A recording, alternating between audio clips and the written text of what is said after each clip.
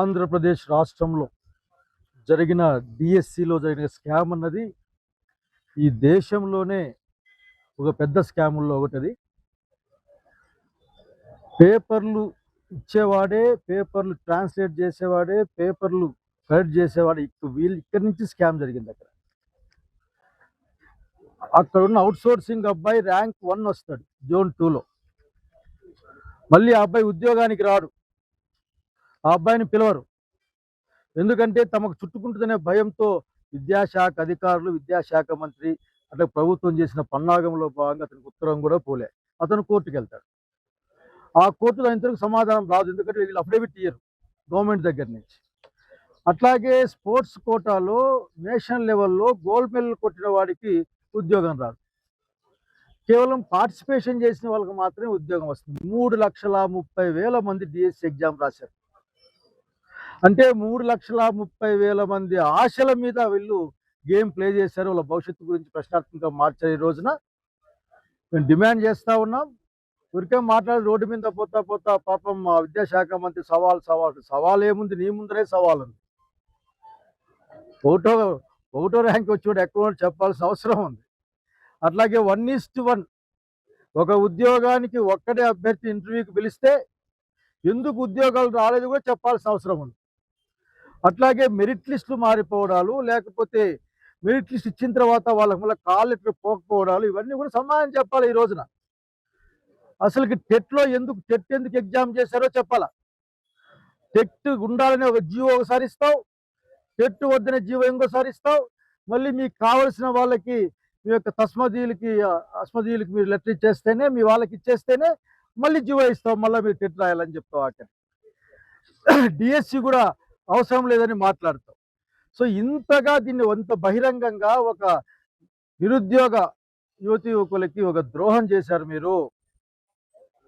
అట్లాగే విద్యా వ్యవస్థ పైనే నమ్మకం పోయే విధంగా, విద్యార్థులకి నమ్మకం పోయే విధంగా మీ ప్రవర్తన ఉంది. మీరు సమాధానం చెప్పుకోలేక ఊరికి తప్పించుకునే మేము ఉండకూడదా, మా వాళ్ళకు ఉద్యోగాలు రాకూడదా అనే మాటలు మాట్లాడుతూ ఉంటారు. అట్లా కాదు, దానికి ఒక సిస్టమ్ ఉంటుంది. ఆ సిస్టమ్ ఇక్కడ ఉన్నాయి, పబ్లిక్ ఉన్నాయి. కనుక ఈ సందర్భంగా మేము డిమాండ్ చేస్తూ ఉన్నాం. మీరు ఒక్క మాటలు పెట్టుకునే ప్రయత్నం చేయడం లేదు. ఆఖరికి ఈ రోజు కూడా ఫీ రియంబర్స్మెంట్ 9,000 కోట్ల రూపాయల పైగా బాకీ ఉన్నారు. పిల్లలు ఇబ్బంది పడతా ఉన్నారు. డబ్బులు కట్టకపోతే ఇంజనీరింగ్ కాలేజీలు లాంటి ప్రొఫెషనల్ కాలేజీలు మనకి ఫైనల్ అయిన తర్వాత సర్టిఫికెట్లు ఇవ్వడం లేదు. దీనికి మీ దగ్గర నుంచి బాధ్యత ఏమీ ఉండదు. ఊరికే లేనిపోని శాఖల్లో చేపెట్టి తిరుగుతూ ఉంటాడు విద్యాశాఖ మంత్రి. ఆయన చెప్తా ఉన్న నిమిషం కూర్చోముందు మీ శాఖలో కూర్చుంటే నీకు కనీసం మీ తప్పులు మీకు తెలుస్తాయని నేను చెప్పాలనుకుంటా ఉన్నాను. చంద్రబాబు నాయుడు గారు మాట్లాడితే ఈ మధ్యకాలంలో అసలుకి సహించలేదని మాట్లాడుతూ ఉంటాడు. నువ్వు సహించకుండా ఉండాల్సిన శాఖ ఏదైనా ఉందంటే అది కేవలం విద్యాశాఖ అనే విషయాన్ని గుర్తుపెట్టుకొని ముఖ్యమంత్రి గారికి సవినయంగా మనవి చేస్తూ ఉన్నాను. ఫీ రియంబర్స్మెంట్ ఇవ్వాలి.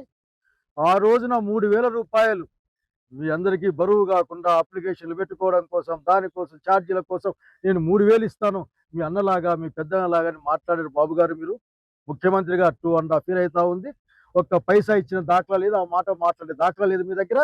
తక్షణం ఒక్కొక్కరికి 3,000 చొప్పున 2.5 సంవత్సరాలకి 75,000 రూపాయలు మీరు బాకీ పడ్డారు. ఇవ్వకపోవడం కాదు, మీరు నిరుద్యోగ యువకులకి బాకీ పడ్డారు. ఆ బాకీ తీర్చాలి. మీరు అప్పులు ఎట్లా తెచ్చుకొని లక్షల కోట్ల రూపాయలు అప్పులు తెచ్చుకొని రాష్ట్రాన్ని అధోగతి పాలు చేస్తూ ఉన్నారు. నిర్బంధ అభివృద్ధి పేరు మీద అమరావతిలో డబ్బులు ఇచ్చలవిడిగా ఖర్చు పెడుతూ అక్కడ దోపిడీ జరుగుతుంది చెప్పినప్పుడు కూడా ఏమాత్రం వెనకం చేయకుండా మీరు దోపిడీ లక్షణంతో ఉన్న కార్యక్రమాలు అక్కడ మీరు చేస్తూ ఉన్నారు. కానీ 75,000 రూపాయలు ప్రతి యువజనునికి, ప్రతి నిరుద్యోగికి ఇవ్వాల్సిన అవసరం ఉందన్న విషయాన్ని మీకు గుర్తు చేస్తూ ఉన్నాం. సో నిరుద్యోగం తక్షణం ఇవ్వాలి మీరు. అట్లాగే ఫీ రియంబర్స్మెంట్ మీరు తక్షణం కట్టి పిల్లలకి, వాళ్ళ తల్లిదండ్రులకి భయము బాధ లేకుండా చేయాల్సిన బాధ్యత మీ పైన ఉంది. అట్లాగే సిబిఐ ఎంక్వైరీ, స్వతంత్ర సంస్థ యొక్క సిబిఐ ఎంక్వైరీ కోరుతా ఉన్నాం. దీన్ని ఈ రోజున వైఎస్ఆర్ కాంగ్రెస్ పార్టీ ప్రజా సంఘాలతోనూ, ప్రజాస్వామ్యవాదులతోనూ, అట్లాగే న్యూట్రల్ పీపుల్తోనూ కలిపి ఆఖరికి ఈ రాష్ట్ర యువకుల, విద్యార్థుల భవిష్యత్తును కాపాడడం కోసం రానున్న కాలంలో జగన్మోహన్ నాయకత్వాన ఒక మహా ఉధృతమైన పోరాటానికి సిద్ధంగా ఉన్నామని తెలియజేసుకుంటూ, గోటితో పోయేదానికి గొడ్డల దానికి అవసరం లేదు. సింపుల్. విద్యాశాఖ మంత్రికి వేరే బాధ్యతలు ఇచ్చి విద్యాశాఖ మంత్రిని పక్క తప్పిస్తే అన్నీ సర్దుకుంటాయని వైఎస్ఆర్ కాంగ్రెస్ పార్టీ ఆఖరికి అభిప్రాయపడతా ఉంది. We demanding all 3 demands. We are produced all evidences to the government representative, Honorable Joint Collector Garu. I hope that he will send that to the government, but I am not hoping on the government of Andhra Pradesh, which is led by the Chandrababu Naidu Garu.